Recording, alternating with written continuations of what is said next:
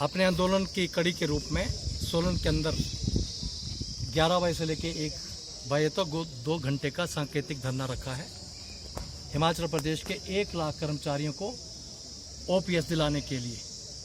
मैं आज इतना ही कहना चाहता हूं और जयराम सरकार से अपील भी कर रहा हूं और मुख्यमंत्री जयराम जी को समझाना भी चाहता हूं कि आपको भगवान ने इतने ऊंचे ओहदे पर पहुंचाया है तो आपके पास थोड़ा सा समय बचा है, कुछ अच्छा काम करके जाओ। और 1 लाख कर्मचारी हैं जिनको आज 2 वक्त की रोटी मिलना मुश्किल हो गया है, जो पेंशन लेके घर जा रहे हैं। 500 रुपये से लेके 2500 रुपये उनको महीने की पेंशन दे रही है आपकी सरकार। आपकी सरकार भी नहीं दे रही है, मल्टीनेशनल कंपनियों के आगे उनको छोड़ दिया आपने और बेरामी से उनको छोड़ा है आपने। आज उनको 30 रुपये दिहाड़ी से लेके 83 रुपया दिहाड़ी मिल रही है पेंशन के रूप में, जबकि मनरेगा के हमारे मजदूर भाइयों को 204 रुपया मिल रहा है। ये सरकार कैसे चलेगी? सरकार 2 तरह की है, एक परमानेंट गवर्नमेंट है, एक टेम्परेरी गवर्नमेंट है। हम लोग जो एमएलए एमपी बन के आते हैं ये 5 साल के लिए टेम्परेरी गवर्नमेंट है और ये जो कर्मचारी अधिकारी हैं 58 साल तक 60 साल तक ये परमानेंट गवर्नमेंट है। और ये परमानेंट गवर्नमेंट रीढ़ की हड्डी है। अगर ये ठीक नहीं चलेगा तो सरकार नहीं चलेगी, सरकार की योजनाएं नहीं चलेंगी। और मैं निरंतर 2 महीने से बार बार अपील कर रहा हूं कि आप इस नोटिफिकेशन को लागू करिए। आपको ब्यूरोक्रेट गलत पाठ पढ़ा रहे हैं, पैसा कहां से आएगा?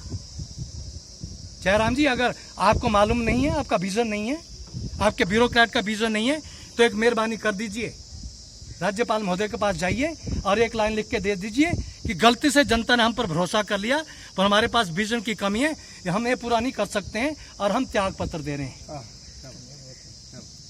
मेरे पास दे दीजिए और मैं वायदा करता हूं मेरे पास विजन है, मेरी टीम के पास विजन है। बिना कर्जा लिए मैं जिम्मेवारी से बोल रहा हूं, आपने इन कर्मचारियों के लिए ओल्ड पेंशन स्कीम लागू करने की नोटिफिकेशन 24 घंटे में मैं लागू कर सकता हूं। मैं कॉन्फिडेंस के साथ बोल रहा हूं।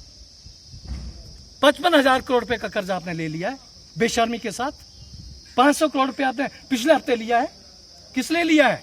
कल्याण के लिए लिया है, कर्जा लौटाने के लिए, कर्जे का ब्याज लौटाने के लिए। और लेते जा रहे हैं, तब आपको कोई चिंता नहीं है। हेलीकॉप्टर घूम रहे हैं, कोई शर्म नहीं है। जाके देखो उस कर्मचारी को जिस बैंक को 70,000 रुपया सैलरी से रिटायर हुई है और 700 रुपया पेंशन मिल रही है। और मैं आपको सच बता रहा हूं, मैंने इस मुद्दे को आत्मा का मुद्दा बनाया, मैं संकल्प लिया है, इसलिए मैंने एमएलए की पेंशन छोड़ दिया है, एमपी का पेंशन छोड़ दिया है। और मैं कोई चोर डाकू नेता नहीं हूं। मेरे घर का गुजारा 90% मेरी पेंशन से चलता था। आज मैं खुद भुगत रहा हूं इसलिए कि मुझे मालूम हो मेरा कर्मचारी कैसे जिएगा, इसलिए मैं आंदोलन कर रहा हूं।